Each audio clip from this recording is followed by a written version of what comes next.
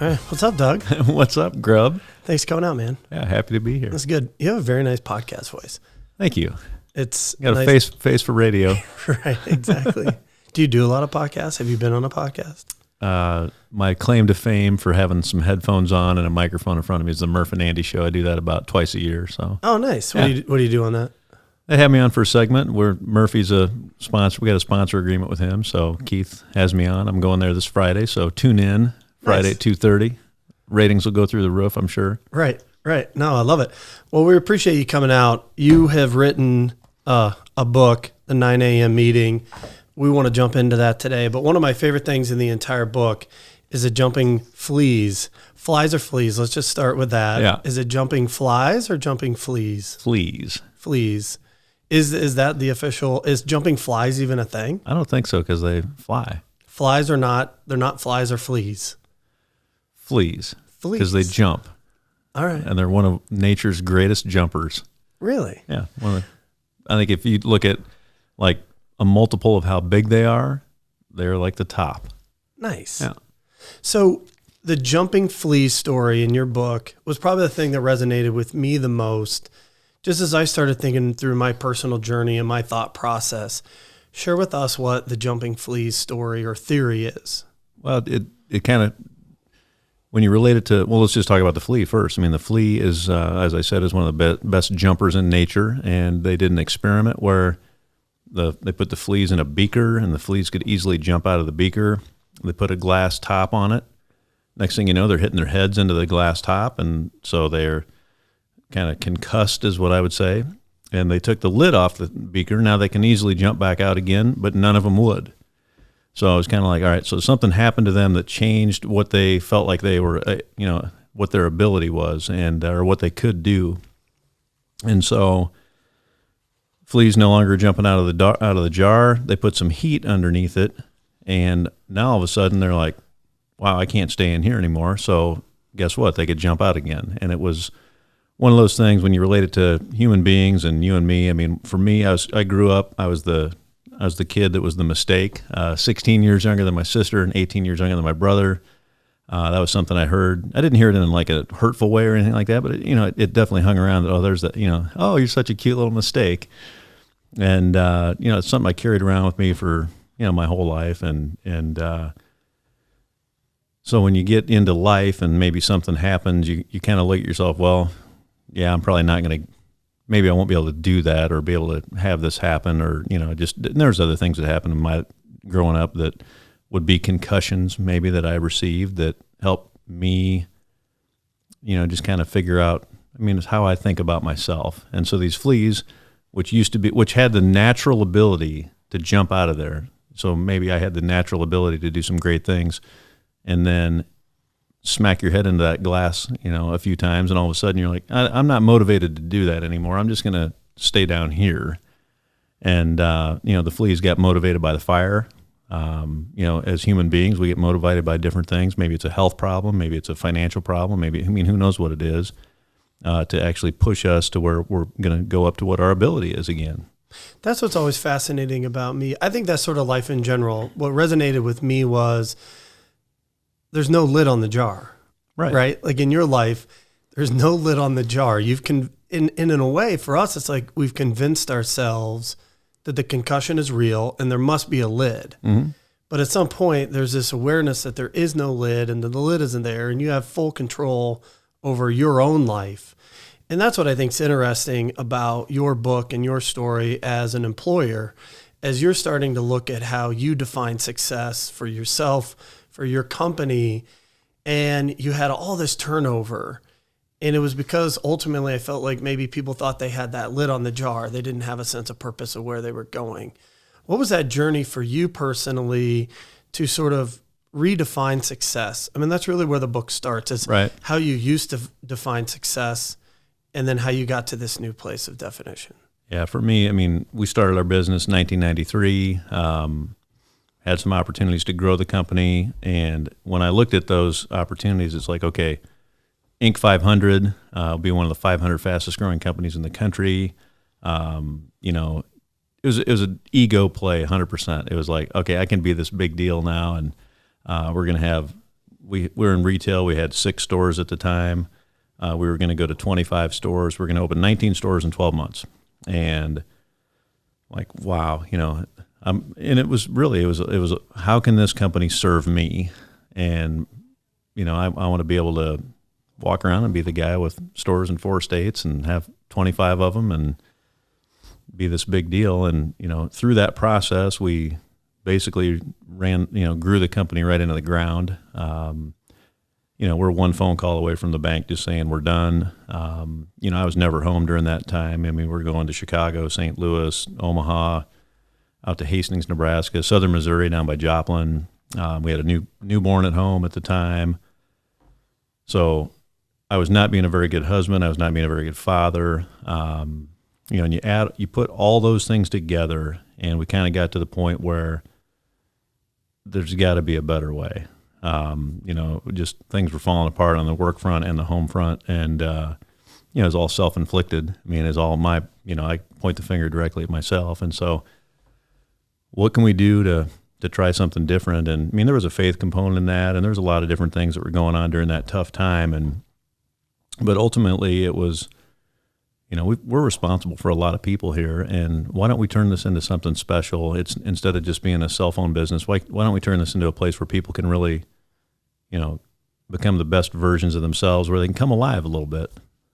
How do you do that? I mean, that's I think the real spirit of the book is talking about starting to have this 9 a.m. meeting and building relationships and hearing what it is that your team's going through.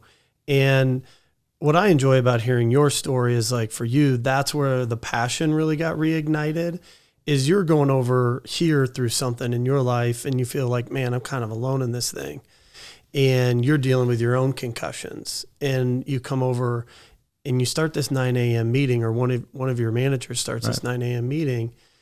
And all of a sudden you realize that you and your employees, everybody on your team are going through a lot of the same things. Sure. How did the 9 a.m. meeting start to come about, and what were those early days of that like?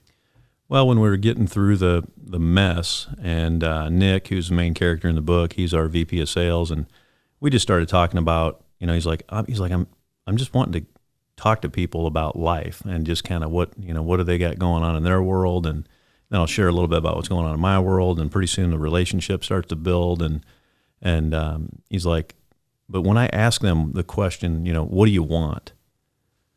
He's like, I get the deer in the headlights look 9 out of 10 times. They're always just like, what do you mean? Well, what do you want to do? What do you want to be? What do you want to, where do you want to go? What do you want to have?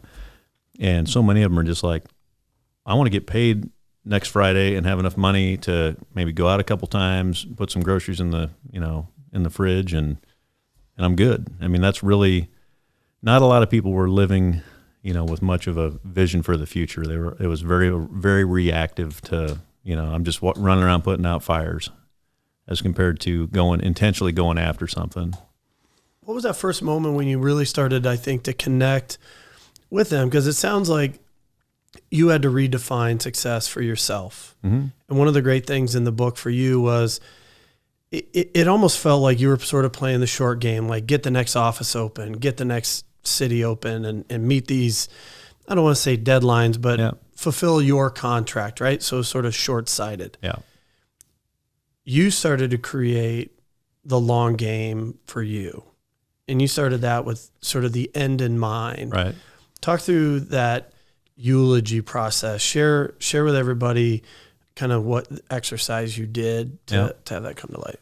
Well, to help me get clear on what I wanted, I had a yellow notebook just like you got sitting there in front of you. And I sat down, and this is when I would consider it like the dark ages, when the wheels were coming off everywhere. And I wrote down my own eulogy, did it in a longhand with a pen and a yellow pad, and what would people say about me when I was gone?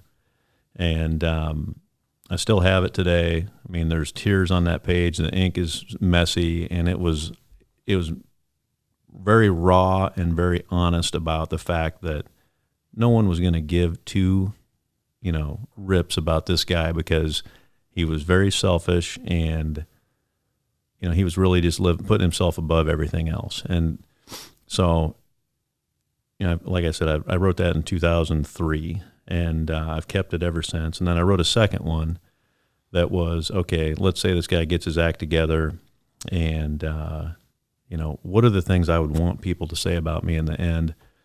So, I've lost both my parents, and one of the best things about that process was standing there at the visitation and people walking through that line telling me all these great stories about my dad, and the same with my mom, but with my dad especially. And the guy was a servant of our small town. It was, it was emotional. I can feel the emotions right now just thinking about it. So I was like, what do I want people to say to my kids when that day comes for me someday? And so I wrote that second eulogy out, try to get it out every quarter, take a look at it. Does my calendar match up with what I want people to say about me when it's all over? And that was a big deal for me. In the beginning, like, what are those first steps, right? Like, I love sort of saying, hey, here's what the end looks like if I don't make a change, if I don't have that fire under the jar, right? So you sort of found this moment where you created your own fire, or there was fire there. That maybe you had put all the sticks and threw the match on it knowingly or not knowingly. But now you started to create this new vision and this new definition of success. What was that first sort of time period or phase, if you will, if you look back on it, of like how does somebody start walking towards that? Probably one of the best things I did is there was a exercise, I can't remember, it was out of one of the authors I've read, and you've got he has literally, you can print them off. I'll have to find out who it was. 100 cards with different adjectives, different words on these cards. And you start off by taking that 100 and you pare it down to 20. And then you got to take it down to 10. Then you got to take it down to 5. And then you got to take it down to 2. And then finally to 1. And as far as what's that one thing that speaks to you the most, as far as what's that word that really connects with you at your heart? And for me, as I was paring them all down, I came to the word significance. And so I wanted to live a life of significance. And that, ultimately, I want to love God and I want to love other people. And so when I started thinking about the love people part of it, was failing at that, in my personal life, and I was failing at that at work. And so what can we do as an organization to invest in our people, to love our people, to help our people, again, to come alive?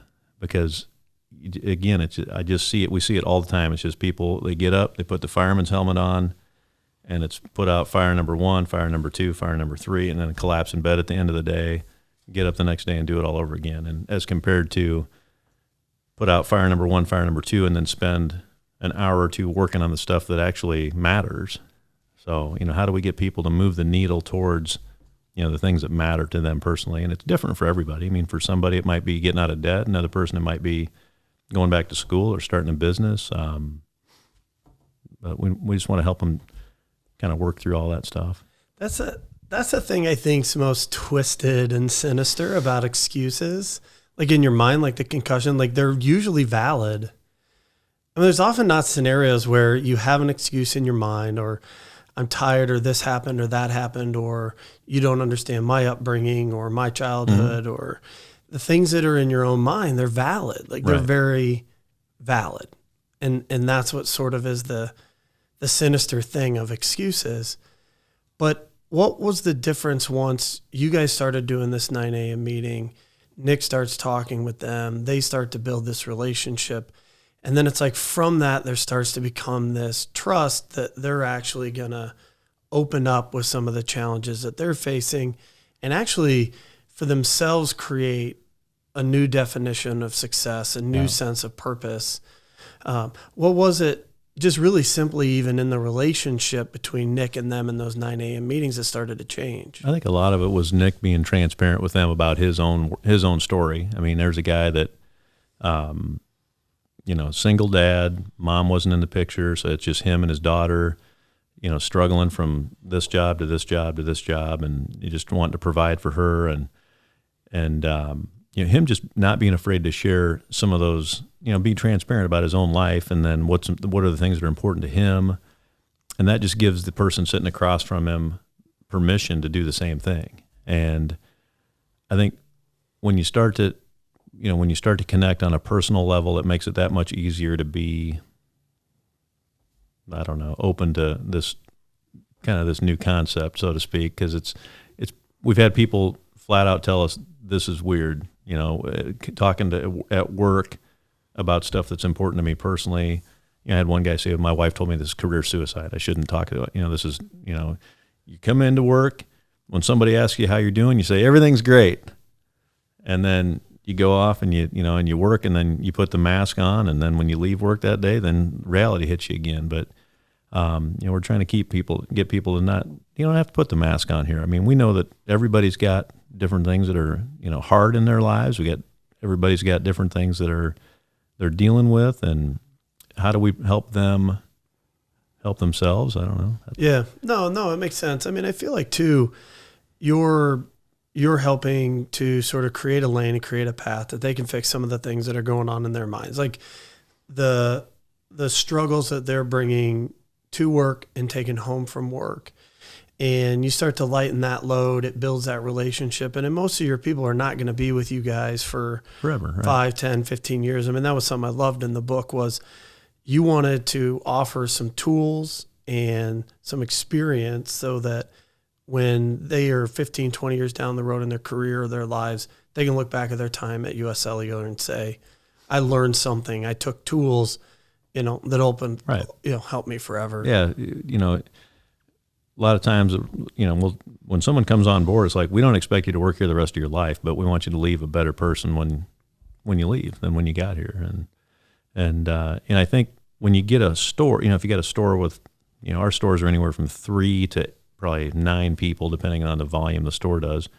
And when people start working on these different things, you know, maybe somebody's working on saving money for a down payment on a house versus getting out of debt versus I'm going to run a marathon or lose weight, that changes the water cooler talk in that store. So instead of complaining about, man, the promotion sucks this month, or, you know, things are slow, or I don't really want to make my calls today, or, you know, it's, hey, got that debt paid off. You know, that credit card has been cut in half. It's done. Got my next one now.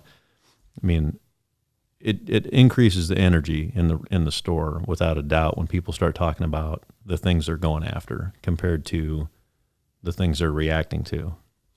You talk about in the book too, there's like kind of a nice visual of a plateau. Oh yeah. Where the good habits have to continue to outweigh the bad habits. Yep, exactly. What do you say to somebody that, you know, they've done the weight loss, they've done the, you know, working on their debt or whatever goal that they've set, and they're 2-3 months in and they start to hit a plateau and it levels out. And now they kind of have a choice, right? Yeah. Break through the next breakthrough and set goals again, or start to revert back. I think that's probably why 75-80% of diets fail. Right, I mean, it's sure. like some crazy number, right? Like anybody can do it for 90 days, but how do you form new good habits? Unpack that for us.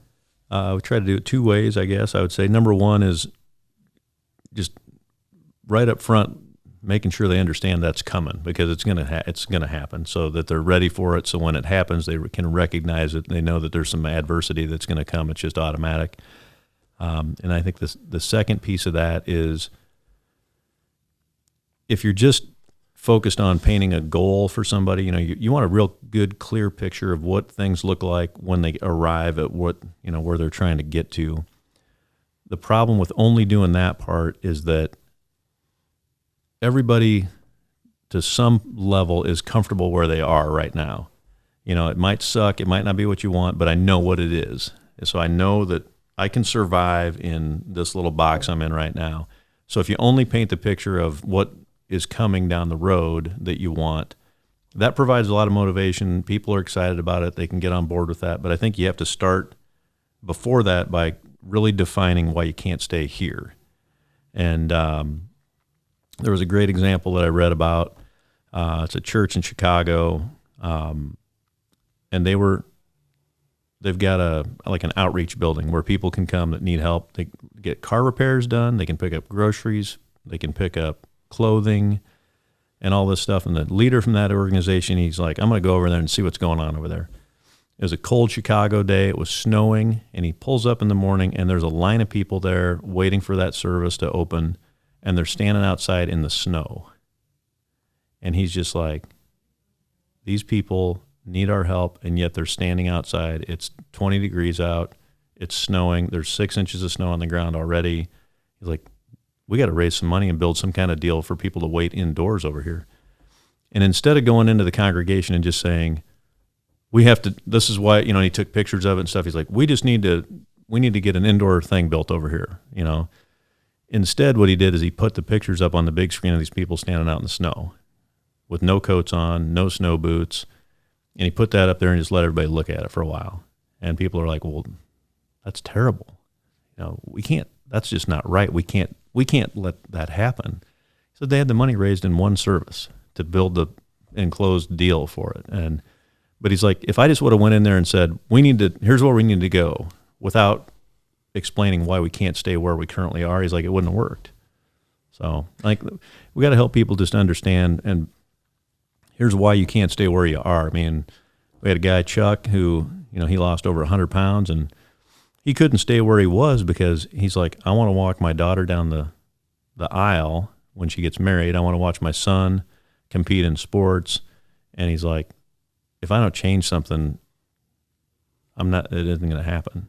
So I read an article while we were talking before we came on about Dabo Sweeney, and the head football coach from Louisville went and basically watched the program, and they quoted him. And I'm sort of paraphrasing, but he said something to the effect of, you know, we don't want to be a program that tells you what to do. We want to be a program that you know what to do. Like, you know. Yeah. And that ultimately was the difference, right? Rather than telling people, you know, what to do, that they know and they feel that and they understand that. That's such a challenge, I think, in a business environment of trying to do it, but it seems the only way to do it is create vision for yourself, for the company, and really create that lane. I mean, every book or talk speaker has a different way to explain it, right? Yeah. Create a lane, create a space, but whatever it is, that's what I love about, you know, really this book and your story, is that through your process of yourself sort of having to begin with the end in mind and create that vision of success, you've translated that into now your company, and allowing really, you know, one of the things I talk about here is we were very, you know, many businesses are driven by profit, but like at some point you have to make this bet and you have to make a transition that purpose will drive the profit over a long-term period of time. And that's done through creating vision and creating goals and opportunity for people to be able to do that. And that's what's super interesting to me about you and fascinating about this book, is doing it at a level of, you know, whether you're selling cell phones at a mall or you're selling insurance at Principal or whatever job that it is you have, you've been concussed in some way and you think there's a lid on the jar, but there is no lid. Right. Like, there is no lid. And so it is about relationships. It is about setting those goals. It is about overcoming that adversity. And what's really neat, and the reason, like really literally one of the reasons I want to do this podcast is to highlight stories like yours that are creating that lane, to where it's not about driving the company profits, but it's about driving sort of the company purpose from the top down. It's, if you can get people to let me say it a different way. I feel like health is a multiplier of talent. And so if our talent level is a 6, but our company health for those people is an 8, that's a multiplier that gives you 48. Whereas if you've got it, let's say that the talent level is an 8, but your company health is a 3, your number's a 24. So I'm going to take the 6 and the 8 all day long over the 8 and 3, because, and we've seen it in our stores where you might have some of the most talented salespeople, but they're poisonous to the store. And the performance of everyone else in that store suffers because no one wants to be there with the 2 jerks that are really good salespeople. And you split them up, you move them out, maybe there's a conflict of personalities, and the health of the store goes from that 3 to an 8, and the performance of the store, I mean, the profitability of the store goes up because the health of the store improved. And that's a personality type thing. But if we can have more healthy people because they're engaged in life as compared to reacting to life, the health of the company goes up, the health of the people's, mean, their personal lives, their family lives, everything's impacted in a great way. And it just all kind of rises because the health is a multiplier of talent, which ultimately drives profits. I love that. Yeah. Can I use that? I'm gonna use that anytime. That's really good. Well, you go back to the New York Yankees. I don't remember the year. Highest payroll in baseball. Basically, the all-star team of all-star teams that they had built, and they didn't make the playoffs. And I think it was the Phillies and the A's were in the World Series that year. Their combined payrolls were less than the Yankees that year. But the health of those two teams was off the charts. Right. So, I mean, that's just a sports example to look at it that way. But I think the healthier your people can be from a, I don't have to worry that the bill collector's calling. I don't have to worry that I got a relationship problem at home, or I know that my sick kid's going to be taken care of, or you name whatever it is. If they're more healthy on a personal level, it comes over to work and makes everything better. So, in a huge way, there's no lid on your jar. You've become very aware that there's not a lid on that jar, and it's unusual. It's unique. I think it's special, and I think it's unique that somebody would say, you know what, I've been through this experience, and I want to write this down, and now I want to share this. Mm-hmm. I think there could be like a million concussions as to why not to do that. What was it just in your mind, and as you sort of, went through this experience, got to the other side, documented it, and said, you know what, I should put this into a book, and I need to share this. I'm going to share this. Yeah. How did you work through? Because I got to think that there's a lot of concussions on that one to say not to, right? It was hard. I mean, I got a little small group of guys. We get together every month, and they knew, I was talking about this thing for years before it actually happened. And it was having those guys hold me accountable to it was a big part of it. But I'm trying to think of what your question was again, but it was, it would be hard to overcome, like all the things of, I shouldn't do this, or, people aren't going to like this, or, people are going to judge this, or, I'm not good enough to write a book. I just feel like, you know what I mean? Like, so it's sort of that internal battle. I think it's really cool that, that you had this in you, but how many people sort of have that story, have that book, mm-hmm. but don't have the courage to say, you know what, I'm going to write this down and I'm going to share this with the world. Everybody's got a story. And anytime getting to know you and more of your story, I benefit from that when I get to, you on the golf course, a great example when you're there. I just got done playing in an event in Wisconsin, and there's people from all over the world at this event. You spend 4.5 hours walking with somebody, and you learn their story, and inevitably you're a better person because of it. It might be you learn something that, I don't want to be like that guy, or it might be something like, I loved what he did with XYZ. I'm going to bring that home with me and do it. And, for this book, it was just time to do it. And, if we can turn this into something that's bigger than just our little company, that's the ultimate goal. And it's just kind of been when you're in the fire every day of trying to be successful at your main business, and then this kind of comes on and off the burner every so often. And, you reaching out to me to talk about it has been, kind of turns the heat back up on that burner a little bit, because I feel like this is something that ultimately, being in retail, it's a high turnover business. And I think the food service industry is real similar. I think, I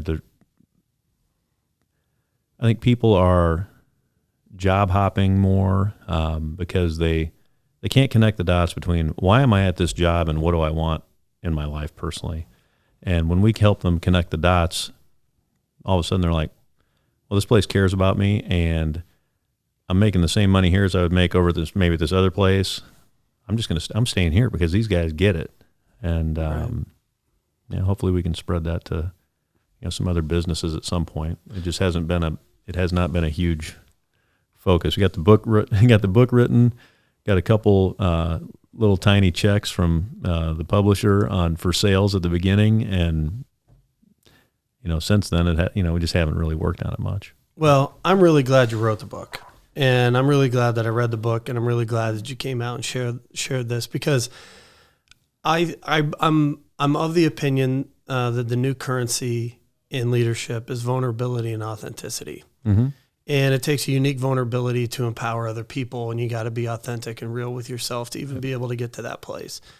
I think right now it's maybe in the minority, but I think it is the growing majority. And I think in 20 years, if you're a leader or you're a boss or you're a manager and you're not subscribing to that thinking, I think those folks find themselves in a really bad spot. I'd agree. I think they continue to sort of make excuses. So I really think this book is helpful. And it's the 9 a.m. meeting. How do we, if somebody's listening to this and they want to get a book, how do they get a book? Amazon's a great place to get it, or just reach out to you or me and we'll send them one. Yeah, that'd be awesome. Yeah. Well, I really appreciate you coming out and sharing your story, and hopefully more people will read this book. Yeah. A lot of fun. Thanks for having me. Thanks, Doug. Yeah. Appreciate it.